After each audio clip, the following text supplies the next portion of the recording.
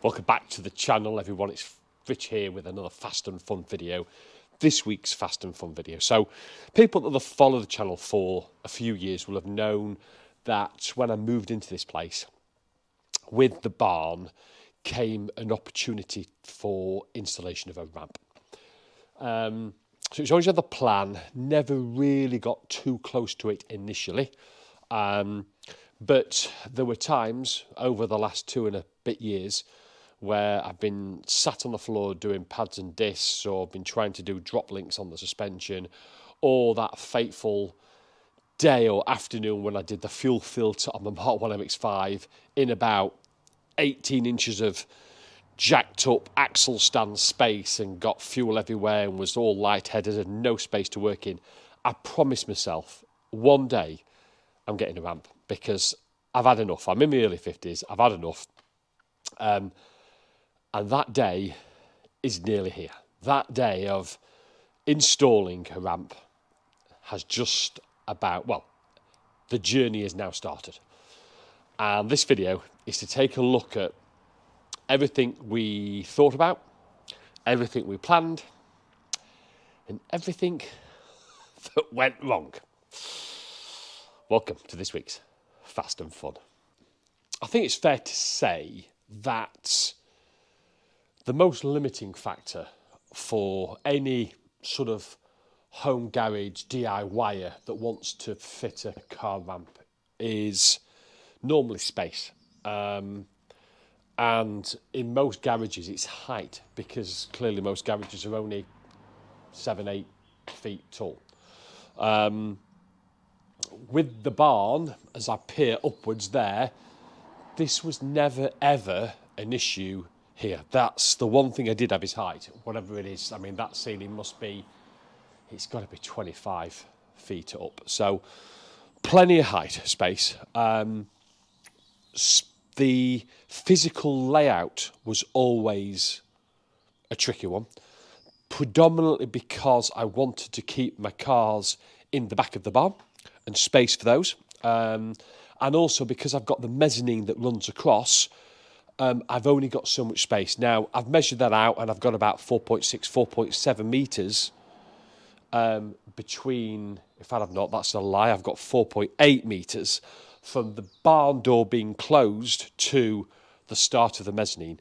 Now, 4.8 metres, actually most mid-size or smaller cars will go in there comfortably. It is only the really, really big cars, which in my case is probably only the Range Rover, that actually exceeds that. So lengthwise and widthwise, I've got the space.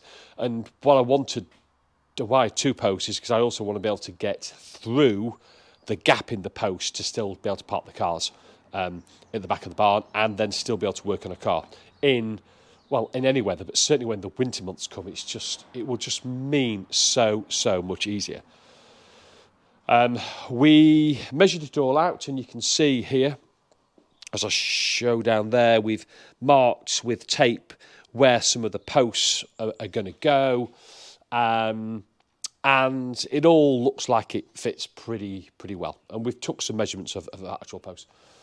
But we also needed to check the floor depth, the concrete depth. Largely speaking, you want a minimum of 6 inches, ideally a bit more. And so we've done a couple of pilot holes. There's one I'm actually literally just stood on. So if I just show you here, down there is one of the pilot holes we drilled. And fortunately, that comes in at a shade under, a fraction under 6 inch of depth of concrete, which I think is just okay. So then it was all about hunting for a ramp and what ramp to go for. Do we go for a hydraulic or do we go for an electric? Electric ones use electric motor that basically feeds just a thread, a screw thread. And then the second post is normally belt or chain driven, so they just go up together and come back together just using a single electric motor. Hydraulic ones just use hydraulic fluid through cylinders and cylinder hydraulic pressure.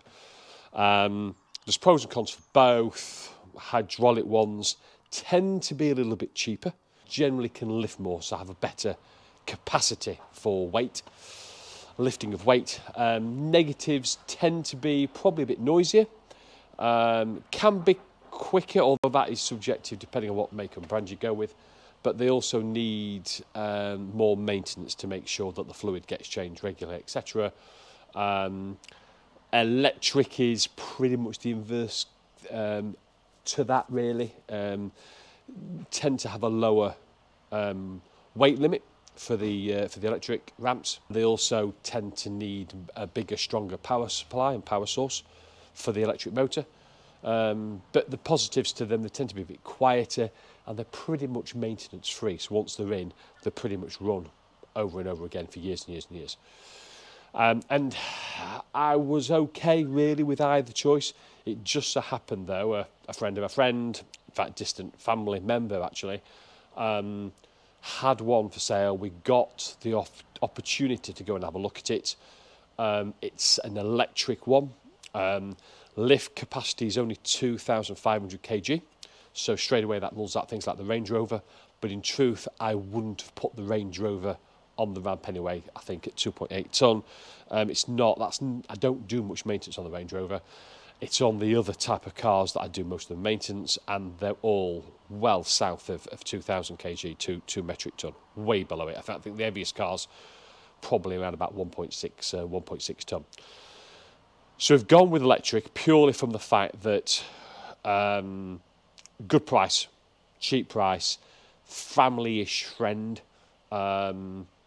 So we saw it working. We trust the seller. We know the ramp. We know the individual. We got it for a good price. He delivered it for us as well, and incidentally delivered it in just 3 pieces, which I think is really, really good. And I'll show you in a minute. So this is the ramp now laid down. We bought it.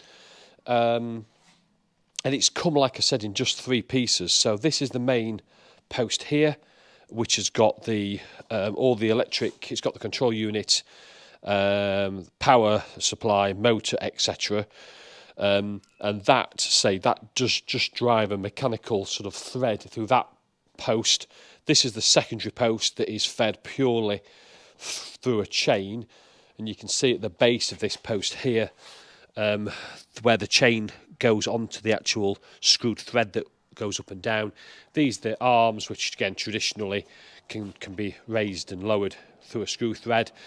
And then underneath both of these posts is the base unit that you can, in fact, you see the chain buried down there that links the master post to the secondary post through that chain and tensioner. And because it looks relatively simple, we're going to decide to fit it ourselves. Now, I could shoot straight to, so there was a few things we had to consider as well. The posts, each post is held in by 5 or 6 bolts into the main base unit that's got the chain in. And then if you look down here, the actual base unit has got just 3 in either side what were in were 3 M12s both sides, so 6 M12 bolts holding actually the ramp up. Here is one of them. There it is. So now clearly we're not going to fit that in. In fact, incidentally, if you see here, and these are they're the bolts that actually hold the posts onto the base unit. 12 of those. So we need to get new ones of these, which we're going to get some high tensile ones, but we're going to up the diameter. Those holes there, we've measured, can accept an M16. So we're going to go up from an M12 to an M16. So much thicker bolt, again, around about 5.5 inches in length, and we're going to use roll bolts. So roll bolts are the ones that have got the metal sleeves around the bolt. So as you screw the bolt into the ground, the metal sleeve expands into the concrete, and what that does is it transfers all that load and stress from the bolt out into the surrounding concrete. So, assuming that where we've done the pilot holes is the same, it's only a couple of feet away from where we're planning to put the posts, we should be good. And I mean, it is only 6 bolts into the concrete. There's 12 holding the post onto the base unit. There's a tensioner and a little bit of adjusting to do with regard to the chain, but it all seems relatively straightforward. So, what was the problem? Well, the problem came about because and the buyer was really open. He said, look, I've been using it on a 3-pin 13 amp socket, plugged straight into the wall, but it is struggling because of the feed to his garage. So we had a quick look at our main supply, which is just through that door there. We looked naively at the cable coming in, and it looked to be, we thought it was a 6mm cable, which would have been more than adequate to convert it to an insert a 16 amp socket onto the end of the ramp and onto the wall, so we've got 16 amp feed. Plenty of draw then for this electric ramp.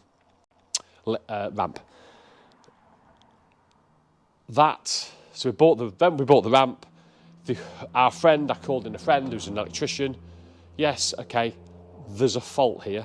There's a problem here. I should have got the electrician in first and not gone on what we thought was right. We should have checked it.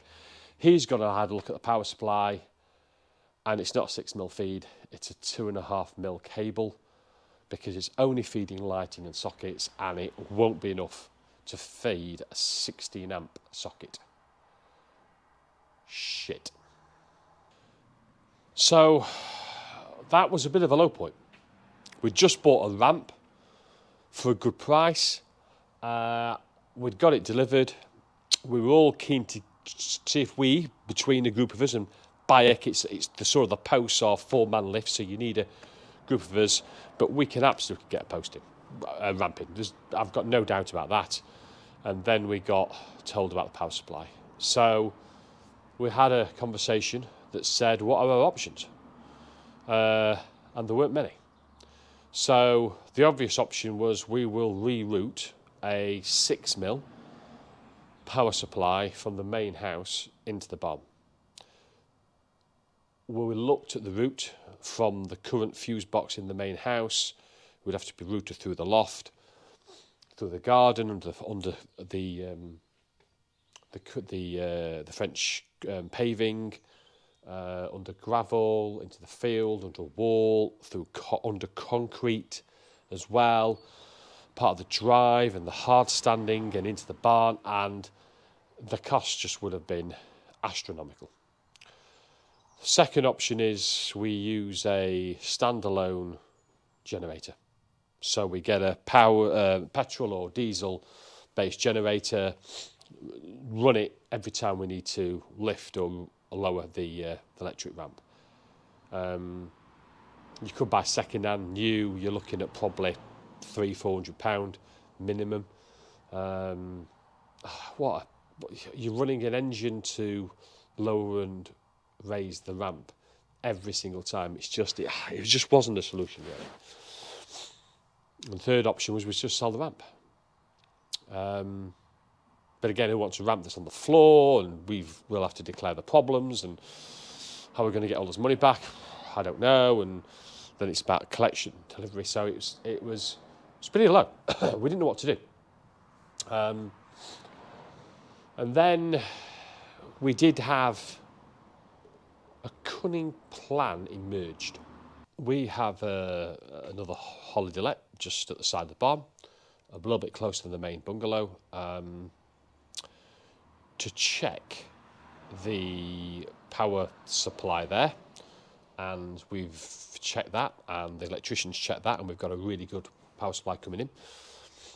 And we've got space in that board, in the fuse board there, to run a 6mm power supply from there into the barn, where that power supply will run along the holiday let, and then it's got about 20 metres of open ground, which is only under garden or field. So we've agreed that me and the boys, we will do the labouring. We'll dig the trench there. It's going to be quite deep, 600 mil, I think it is. So we'll dig a trench for the 6 mil cable. He will run from there under the ground, and we'll do the labour. The cable's expensive, for sure.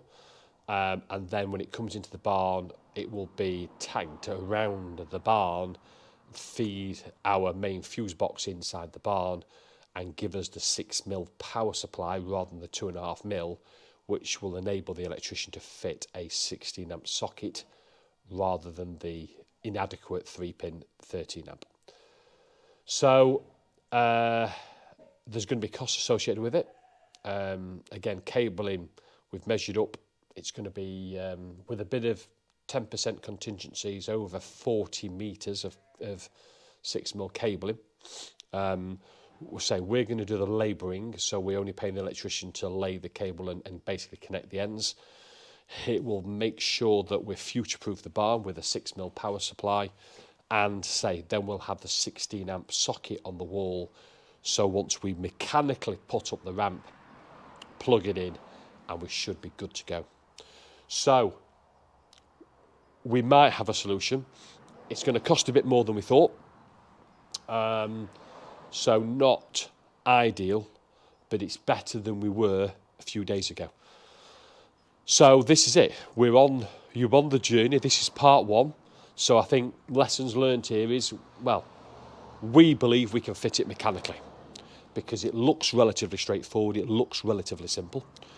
As long as you've got the manpower to actually get it up and control it in the air, as long as you've got that concrete depth, as long as you've got the height and the space, and most importantly, if you're going electric, make sure you've got an adequate power supply. That's the end of part 1. Part 2 will come in a few more weeks' time because it's a couple of weeks before we can get access to the holiday let to get the electric sorted. It's a couple of weeks before we can get the manpower to get the ramp in. But hopefully part 2 will show us mechanically fitting the ramp and electrically sorting out the electrics, and then getting the first car on the 2-post ramp. I can't wait. Thanks for watching. If you enjoyed it, as always, please thumbs up, subscribe, stay tuned. Another video next week. Thanks, guys.